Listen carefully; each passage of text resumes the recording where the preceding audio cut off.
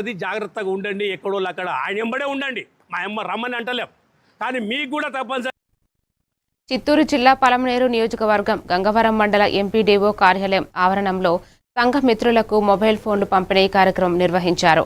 ఈ కార్యక్రమానికి ముఖ్య అతిథిగా ఎమ్మెల్యే పాల్గొని 215 మంది సంఘ మిత్రులకు మొబైల్ ఫోన్లు అందజేశారు.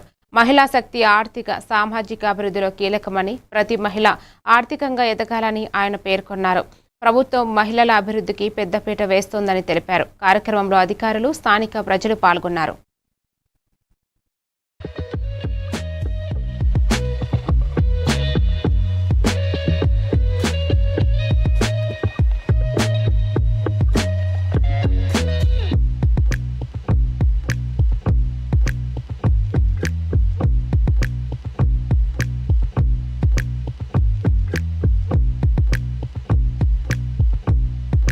ప్రభుత్వం అధికారంలోకి వచ్చినా, ఏ పార్టీ ప్రభుత్వాలు వచ్చినా మహిళలకు సంబంధించినటువంటి వెలుగు డాక్రా పేరు మార్చే కార్యక్రమం చేయించినేమో కానీ ఆ ఉద్దేశాన్ని మాత్రం మార్చేటువంటి పరిస్థితి లేదని చెప్పే సందర్భంగా కూడా తెలియజేసుకుంటున్నా. గత 14-19లో ప్రతి ఇంటికి ఒక మహిళా పారిశ్రామికవేత్తను తయారు చేయాలా, ప్రతి ఇంటికి ఒక ఎంటర్ప్రీనర్ ఉండాలా అనేటువంటి ఒక మంచి ఆలోచన ఈరోజు చంద్రబాబు నాయుడు గారు చేస్తూ ఉన్నారు. మీరు చేసేటువంటి కార్యక్రమం వ్యాపారంలో మీకు కావలసినటువంటి ఆర్థిక సహాయం తక్కువ వడ్డీతో మీకు ఇచ్చేటువంటి ప్రతిపక్షాలు దాన్ని అడ్డుకునే ప్రయత్నం చేస్తూ ఉన్నాయి.